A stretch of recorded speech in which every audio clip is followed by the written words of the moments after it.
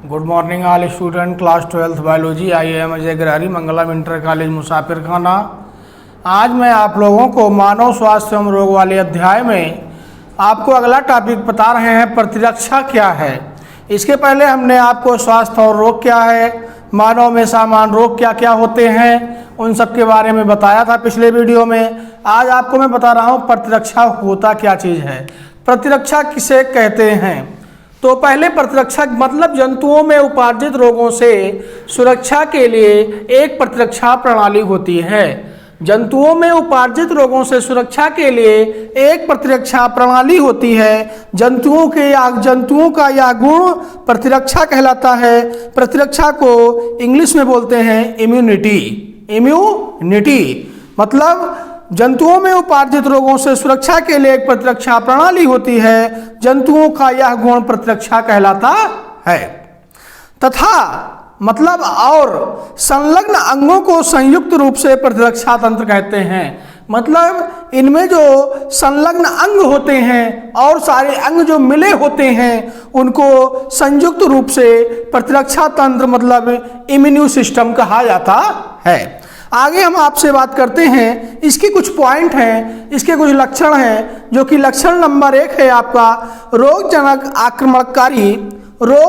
आक्रमणकारी के विरुद्ध शरीर का प्रतिरक्षण या जन्मजात अवशिष्ट या उपार्जित विशिष्ट सक्रिय प्रकार का होता है। नंबर 2 मतलब जो सहज प्रतिरक्षा होता है। अभी इसके पहले हमने आपको बताया कि सहज प्रतिरक्षा जो होते हैं रोगजनक आक्रमणकारी के विरुद्ध शरीर का प्रतिरक्षण करते हैं।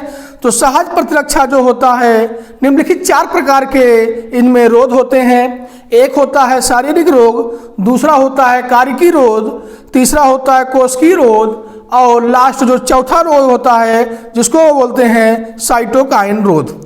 मतलब चारों रोध का एक प्रकार का उदाहरण है जिसको बोला जाता है इंटरफेरॉन। आपको आगे बताया जाएगा इंटरफेरॉन है क्या, जो कि बोर्ड के एग्जाम में इंटरफेरॉन की टिप्पणी पूछी जाती है। आगे आपसे ये बताते हैं विशिष्ट प्रतिरक्षा तंत्र। अभी तक तो हमने आपको प्रतिरक्षा बताया, अब बता रहे हैं विशिष्ट प्रतिरक्षा तंत्र को क्रियाविधि तथा संलग्न लसिकाओं के आधार पर रुधिर प्रतिरक्षा तंत्र या बीटा कोशिकाओं, रुधिर प्रतिरक्षा तंत्र या बीटा कोशिकाओं प्रतिरक्षा या प्रतिरक्षी के माध्यम से कोशिका प्रतिरक्षा तंत्र तथा बीटा कोशिका प्रतिरक्षा तंत्र में विभाजित किया जाता है। उसके बाद आपको हम बताते हैं इंटरफेरॉन्स होते क्या चीज़ हैं। अभी हमने आपको बताया था उदाहरण में एक प्रकार का इंटरफेरॉन आता है। इंटरफेरॉन जो होता है आपका विषाणु प्रोटीन अणु होता है, जो जब कोशिकाएं विषाणु से संक्रमित होती हैं, मतलब इंटरफेरॉन में जब कोशिकाएं विषाणु से संक्रमित होती हैं तो इस प्रकार के प्रोटीन को मुक्त करती हैं, जो आगे की ओर विषाणु को संक्रमण से रोकता है। यह प्रोटीन स्वस्थ असंक्रमित कोशिकाओं के विषाणु के संक्रमण से बचाती हैं। कौन बचाती हैं? इंटरफेरॉन बचाती हैं। आगे हम आपसे बात करते हैं शरीर में प्रतिरक्षा तंत्र क्या है। शरीर में प्रतिरक्षा तंत्र का मतलब क्या होता है, इसका अर्थ क्या है। तो लसिकाओं की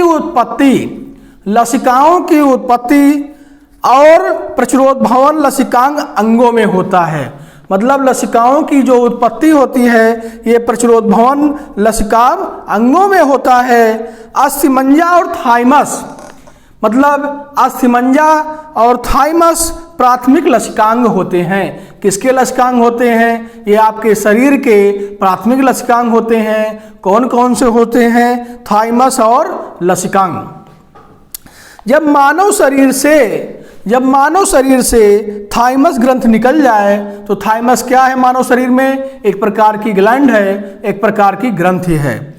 तो थाइमस ग्रंथि जब मानव शरीर में थाइमस ग्रंथि निकाल ली जाए तो ल्यूकोसाइट कोशिकाओं का परिपक्वन नहीं हो पाता है, और जो कि कोशिकाएं नहीं बनती हैं और प्रतिरक्षा तंत्र प्रणाली पूर्ण रूप से विकसित नहीं होता है। ऐसी अवस्था को शरीर में प्रतिरक्षा तंत्र के माध्यम से बनाया जाता है और इनमें शरीर में प्रतिरक्षा तंत्र में जो आपकी प्राकृतिक विनाशी कोशिकाएं होती हैं उनका नाम होता है साइटोटॉक्सिक लिम्फोसाइट्स। साइटोटॉक्सिक लिम्फोसाइट्स कोशिका होती है। और इसके आगे आपको हम बताएंगे मतलब इसी प्रतिरक्षा में टीकाकरण क्या है जिसको प्रतिरक्षीकरण कहा जाता है, और एलर्जी क्या है और स्वप्रतिरक्षा क्या है। आप लोगों को कोई दिक्कत होगी इसमें तो हमारे व्हाट्सएप नंबर पर आप पूछिएगा। Okay, thank you.